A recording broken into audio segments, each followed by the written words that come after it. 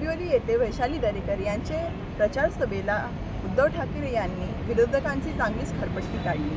पुढे नरेंद्र मोदी यांनी केलेल्या वक्तव्याबद्दल त्यांनी सांगितले ही तीच शिवसेना आहे ज्या शिवसेनेमुळे आज तुम्ही महाराष्ट्रातच नव्हे तर भारतामध्ये उभे आहे। त्यांनी आपल्या भाषणामध्ये मुख्यमंत्री एकनाथ शिंदे आणि देवेंद्र फडणवीस यांच्यावरती देखील जोरदार हल्ला केला।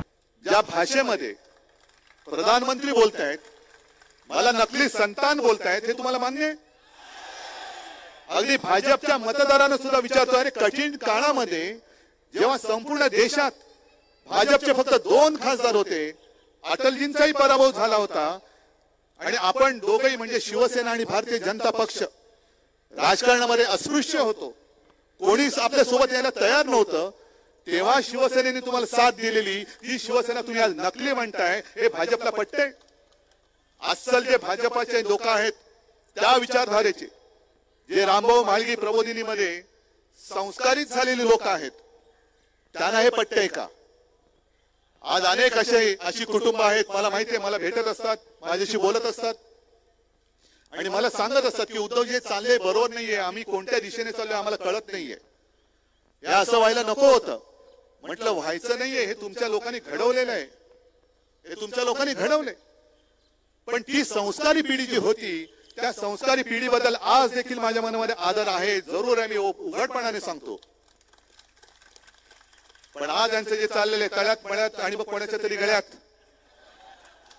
म्हणजे एकदा मला नकली संतान बोलायचं, दुसऱ्या दिवशी मला डोळा मारायचा, तिसऱ्या दिवशी परत नकली सेना बोलायचं, म्हणजे त्यांना काय? मी तर प्रामाणिकपणाने सांगतो, मी माणुसकी सोडलेली नाही आणि मी कोणताही टोमणा मारत नाही, पण 10 वर्ष या माणसाने कधी झोपच घेतलेली नाहीये।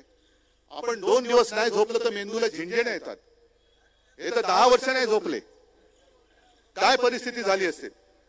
आणि भाजपला, आत्ताच्या भाजपला सांगतो की तुम्ही एवढे निर्दयी होऊ नका, थोडं त्यांना आराम करू द्या। आता त्यांच्या भाषणामध्ये काल आज उद्या काय कळत नाही, म्हणून मी या सरकारला मोदी सरकार नाही बोलत, गजनी सरकार बोलतो। या गजनी सरकारच्या हातात उद्या तुम्ही देश देणार आहात? कारण उद्या कदाचित विसरून जातील, अरे तुम्ही मतदार देशाचे आहात, मला वाटलं पाकिस्तानचे आहात। म्हणजे देवेंद्र फडणवीस त्यांना आम्ही जे काय आता बोलतोय,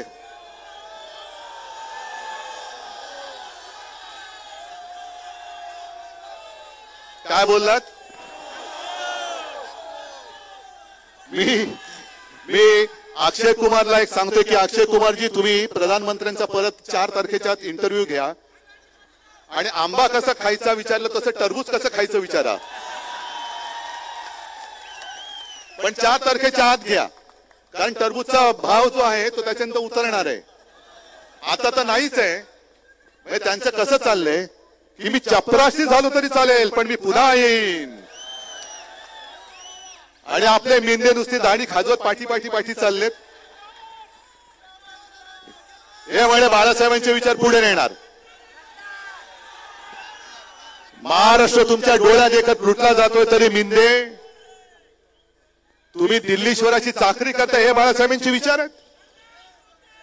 ज्या आमच्या छत्रपती शिवाजी महाराजांनी सुरत लुटली होती, त्या सुरतेचे 2 जण माझ्या छत्रपतीचा महाराष्ट्र तुमच्या डोळ्यात देखत लुटतायत, तरी सुद्धा तुम्ही शेपट्या घालून तिकडे चाकरी करतायत, हे बाळासाहेबांचे विचार, हे तुमचं हिंदुत्व। आणि म्हणून मी तुम्हाला जे वचन दिलेलं आहे की महाविकास आघाडी महाराष्ट्रामध्ये आणि इंडिया आघाडीचं सरकार देशात येणार म्हणजे येणारच, आणि